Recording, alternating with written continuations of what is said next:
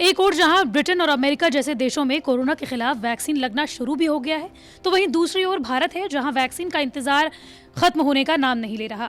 हालांकि सरकार ने विश्वास दिलाया है कि बस कुछ ही हफ्तों की बात है जब वैक्सीन लगना शुरू हो जाएगा, लेकिन ऐसा नहीं है कि वैक्सीन आ जाएगी और आप वैक्सीन को लगाकर कोरोना से पिंड छुटा लेंगे। आपको कुछ महीनों के लिए एक चीज का बलिदान करना होगा और वो है शराब। दरअसल रूस की वैक्सीन स्पुतनिक वी को लेकर दावे किए गए हैं, लेकिन अब वैज्ञानिकों ने हैरान करने वाली चेतावनी दी है। वैज्ञानिकों ने चेताया है कि वैक्सीन को लगवाने के बाद अगर एक चीज का ध्यान नहीं रखा गया तो वो वैक्सीन पूरी तरह से बेअसर होगी। स्पुतनिक वी वैक्सीन लेने के 2 महीने बाद काम करना शुरू करेगी। ऐसे में टीका लेने वाले लोगों को कुछ सावधानी रखनी पड़ेगी। लेकिन अगर आप लोगों को लग रहा है कि ये बात हम आपको क्यों बता रहे हैं, तो ये डेटा सुन लीजिए।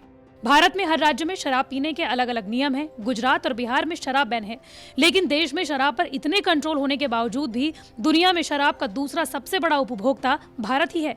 इस मामले में चीन सबसे आगे है। लंदन स्थित research firm RWSR drinks market analysis के अध्ययन से इस बात का पता चला है। भारत में हर साल 66.3 करोड़ लीटर अल्कोहल पिया जाता है। 2017 के मुकाबले ये मात्रा 11% ज्यादा है। इसके अलावा देश में प्रति व्यक्ति शराब की खपत में भी इजाफा हो रहा है। भारत सबसे ज्यादा विस्की पीने वाला देश है।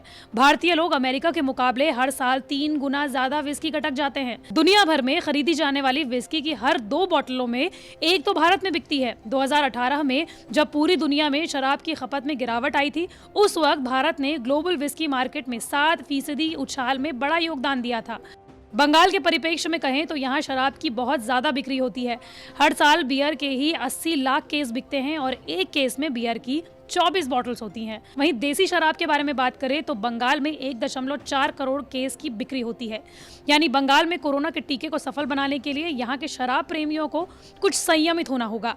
वहीं आप में से कई लोगों के मन में ये सवाल होगा कि सैनिटाइजर में मौजूद अल्कोहल की वजह से तो कोरोना मर जाता है, तो फिर वैक्सीन के बाद शराब शरीर की रोग प्रतिरोधक क्षमता पर कैसे असर डाल सकता है।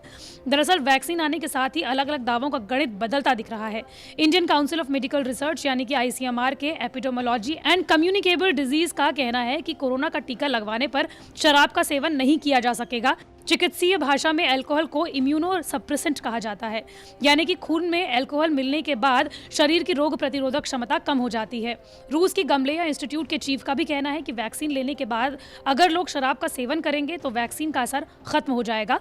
इसलिए अगर कोरोना को खत्म करना है तो शराब का सेवन कुछ महीने आपको नहीं करना होगा। सिर्फ रूस की स्पुतनिक वी ही नहीं, बल्कि मॉडर्ना, फाइजर, कोविशील्ड जैसी किसी भी वैक्सीन को लगाने के बाद आप कम से कम 42 दिन या फिर 2 महीने तक शराब नहीं पी सकते। अल्कोहल शरीर में एंटीबॉडी तैयार करने के काम में बुरा असर डाल सकता है। शराब शरीर के फर्स्ट लाइन ऑफ डिफेंस को प्रभावित करता है। नियमित रूप से शराब पीने से शरीर में इतनी तादाद में एंटीबॉडीज नहीं बन पाएंगी जितनी की बननी चाहिए। मेडिसिन विशेषज्ञों का कहना है कि कोरोना का टीका लगवाने के बाद ही नहीं, टीका लगवाने से कम 7 दिन पहले से शराब से तौबा करनी होगी।